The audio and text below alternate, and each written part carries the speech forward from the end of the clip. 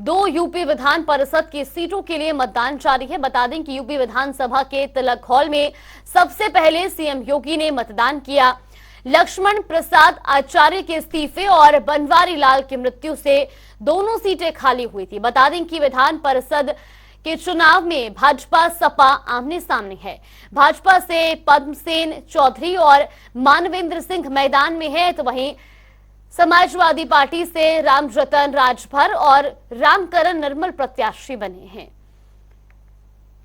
तो विधान परिषद का अग्निपथ आज शुरू हो चुका है। तो यह है कि पिछड़ों को जिताया जाए, पिछड़ों को जोड़ा जाए, बहुजन के साथ अन्याय न हो।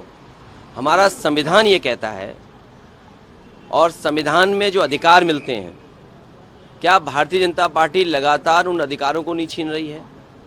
आज भारतीय जनता पार्टी को परंपरा क्यों याद आ रही है? इन लोगों के लड़ने से ये बात साफ हो कि पिछड़े और दलितों का हक कौन छीन रहा है। बाबा साहब भीमराव अम्बेडकर जी ने जो अधिकार दिए हैं, उन अधिकारों को छीनने का काम अगर कोई कर रहा है तो वो भारतीय जनता पार्टी है। लेटरल एंट्री क्या है, आउटसोर्स क्या है, प्राइवेटाइजेशन क्या है, और यूनिवर्सिटी से लेकर के कॉलेजों में भर्ती, कॉलेजों में नौकरी। आप यूनिवर्सिटी में देखिए भर्ती किसकी हो रही है। मन चाहिए अपने लोगों को यूनिवर्सिटियों में भर्ती दे करना, नौकरी उन्हें देना। आप नौकरियां छीन रहे हैं, अवसर छीन रहे हैं, रोजगार नहीं दे रहे हैं, तो आखिरकार ये समाज जाए कहाँ? और फिर सबसे ज्यादा आप डंका पीटते हैं इस बात का कि पिछड़े और दलितों के लिए हम काम कर रहे हैं। आप क्या काम कर रहे हो? आप उनका हक छीन रहे हो। संविधान में जो व्यवस्था है, उस व्यवस्था से आप दूर रखना चाहते हो उन्हें। तो इसी खबर पर ज्यादा जानकारी के लिए हमारे सहयोगी टीएन मिश्रा और तौकीर किदवई हमारे साथ जुड़ गए हैं। टीएन, सबसे पहले आपसे जानना चाहेंगे, एमएलसी की 2 सीटों पर आज चुनाव है, कितना भारी पलड़ा नजर आ रहा है भारतीय जनता पार्टी का?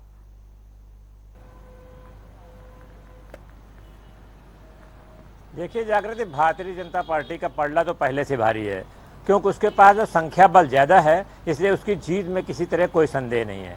उसको 202 वोट चाहिए और उसकी संख्या 280 है। तो इसको लेकर के कल जो है भारतीय जनता पार्टी के खुद सीएम ने सारे विधायकों को एक टेस्ट कराया कि कैसे वोटिंग करनी है ताकि एक भी वोट बर्बाद न जाए।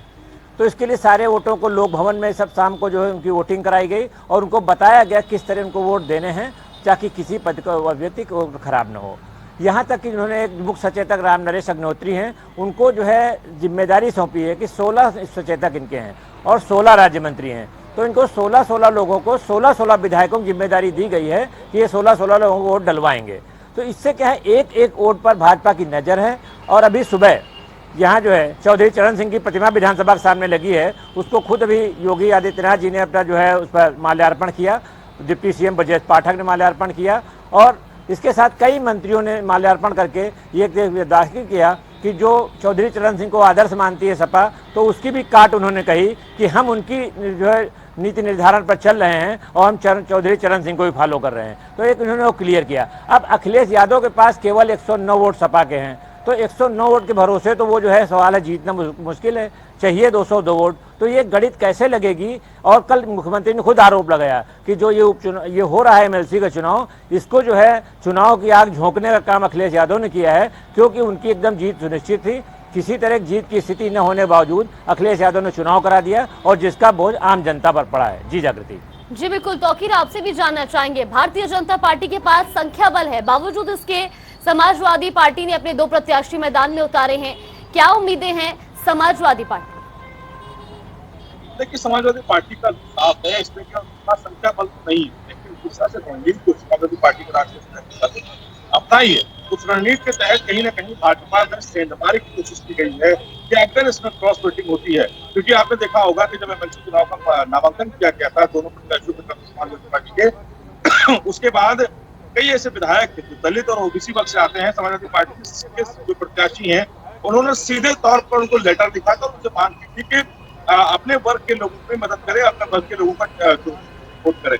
यानी कि पूरी तरह से कोशिश है कि अगर भारतीय जनता पार्टी की कुछ भी क्रॉस वोटिंग होती है तो उसे समाजवादी पार्टी कहीं न कहीं बड़ा एक चुनाव को मुद्दा बनाएगी कि देखिए आपकी पार्टी के लोग आपके साथ नहीं है, वो दलित और ओबीसी वर्ग के साथ खड़े हुए हैं। और अगर वो वोट नहीं करते हैं तो उसको लेकर भी मुद्दा बनाएगी कि देखिए एक दलित और ओबीसी की उपेक्षा की गई। भारतीय जनता पार्टी में लोग बात तो करते हैं ओबीसी और दलित की, लेकिन उनके नाम पर वोट देने को तैयार नहीं होते। इसके अलावा एक रुख मापने की भी कोशिश की गई है इसमें, क्योंकि ऐसे दल है जिसमें ओम प्रकाश राजभर है, राजा भैया है, कांग्रेस है, मायावती है, सबके पास किसी के पास 4 वोट है, किसी के पास 2 विधायक है, किसी के पास 1 विधायक है। ऐसे लोगों को भी मापने की कोशिश की गई है कि आखिर ये किस को बैठ रहे हैं, ये क्या समाजवादी पार्टी के साथ खड़े होंगे आने वाले समय में, या फिर ये भारतीय जनता पार्टी की तरफ झुकाव है इनका।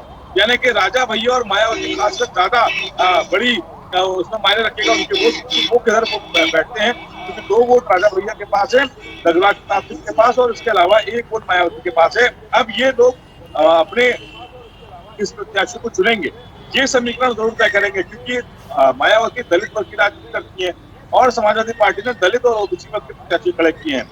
अभी मायावती ने रुख साफ किया अपना, जब नई संसद का गठन होना था उसमें उन्होंने साफ तौर पर कहा, द्रौपदी मुर्मू को लेकर खासकर जब 19 विपक्षी दल एक साथ खड़े हुए, वहां पर उन्होंने प्रधानमंत्री का समर्थन किया, यानी कि वो विपक्षी एकता के विपरीत खड़ी नजर आई। अब यहाँ पर भी दलित और ओबीसी के खिलाफ अगर वोटिंग कराती है तो जाहिर तौर पर समाजवादी पार्टी से घुमाने की कोशिश करेगी कि दलित वर्ग की राजनीति करती है मायावती, लेकिन एक दलित प्रत्याशी के साथ खड़ी और उन्होंने जाकर भारतीय जनता पार्टी को किया। जाहिर तौर पर इस चुनाव के बाद जीत और हार तो तय मानी जा रही है, लेकिन समाजवादी पार्टी ने कई तरह के समीकरण साधने की कोशिश की और आगे जो ओबीसी यानी कि मंडल वर्सेस मंडल की राजनीति समाजवादी पार्टी कर रही है, उसमें ये चुनाव धार जरूर देगा। जी बिल्कुल टीएन, आपसे भी जानना चाहेंगे, सीएम योगी आदित्यनाथ तो मतदान कर चुके हैं, फिलहाल मौजूदा स्थिति क्या है?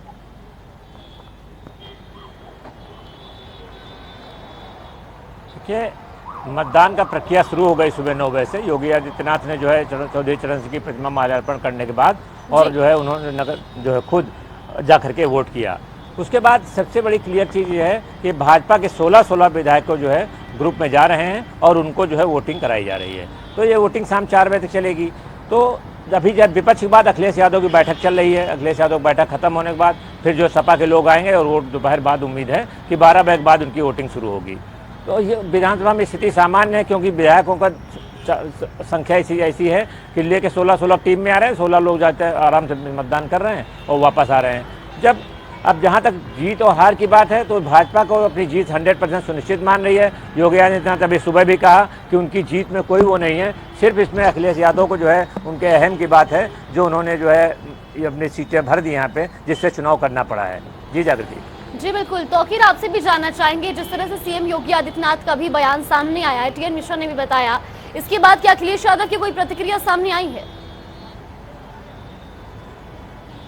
ये चुनाव आप दलित और पिछड़ों का चुनाव है, वहां पर उन्होंने जो चेहरे उतारे हैं, जाहिर तौर पर उन चेहरों को ही तरजीह दी जाएगी कि नहीं दी जाएगी, इसको लेकर उन्होंने मैदान में उतारा। यानी कि क्रॉस वोटिंग, मैंने आपको बताया कि अगर 6-7 विधायकों की भी क्रॉस वोटिंग होती है तो वो भारतीय जनता पार्टी के खेमे में सेंधमारी होगी, और ये बड़ी उपलब्धि समाजवादी पार्टी के लिए होगी कि उन्होंने भारतीय जनता पार्टी के खेमे में सेंधमारी की। यही वजह है कि वो प्रत्याशी मैदान में उतारे गए और उन प्रत्याशियों की तरफ से सभी ओबीसी और दलित वर्ग के जो विधायक है भारतीय जनता पार्टी के, उनको सीधे लेटर लिखा गया था कि वो हमारे पक्ष में वोट करें।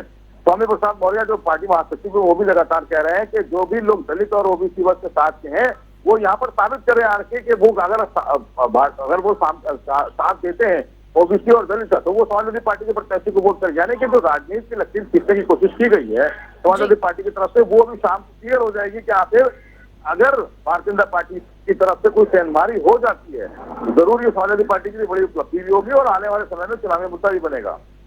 जी बिल्कुल, चलिए आप दोनों का बहुत बहुत धन्यवाद हमारे साथ जुड़ने के लिए और तमाम जानकारी हम तक पहुंचाने के लिए। फिलहाल देखिए, वो जानते हैं कि हार सुनिश्चित है, केवल लोगों को गुमराह करने के लिए इस प्रकार के चुनाव को उन्होंने लड़ा है, और केवल धन की बर्बादी के लिए, जो उत्तर प्रदेश की जनता का गाढ़ी कमाई का धन समाजवादी पार्टी ने बर्बाद किया है, आने वाले दिनों में समाजवादी पार्टी को इसका खामियाजा भुगतना पड़ेगा। केवल लोगों को गुमराह करने के लिए मैं कह सकता हूं यह राजनीतिक ठठराई है। वो जानते हैं कि उनके पास मतों की संख्या नहीं है, जानते हैं कि वो हेड्स नहीं है, तब भी वो दुगने से अधिक वोट भारतीय जनता पार्टी के पास है, फिर भी वो चुनाव में गए हैं। ये राजनीतिक बेशर्मी, राजनीतिक ठठराई है। जीत कोई मायने नहीं रखती, कुछ मैसेज देने के लिए भी चुनाव लड़ना चाहिए। वो समाजवादी पार्टी लड़ रही है। भाजपा का कहना आप पूरे विदेश में आप देख रहे होंगे, अल्पसंख्यक, पिछड़े और दलित लोगों के साथ अन्याय हो रहा है, अन्याय हो रहा है और झूठे दिखावा हो रहा है भारतीय जनता पार्टी की ओर से। तो मैसेज भी तो देना है, हार जीत कोई मायने नहीं रखती है। भाजपा का ये कहना है कि दलितों की याद राष्ट्रपति चुनाव के समय क्यों नहीं आई? देखिए, ये भारतीय जनता पार्टी ऐसा काम करती है। समाजवादी पार्टी ने हमेशा दलितों की, पिछड़ों की, अल्पसंख्यकों की लड़ाई को लड़ा है और लड़ेगी। और जो देश और प्रदेश में हो रहा है सब लोग समझ रहे हैं, लेकिन ये जो झूठे वादे करते हैं और देश और प्रदेश को जो धोखा देने का काम करते हैं वो सबके सामने बहुत जल्दी आएगा। और समाजवादी कल्चर जो रहा है लड़ेंगे, दलितों की, पिछड़ों के और अल्पसंख्यकों की लड़ाई लड़ेंगे हम।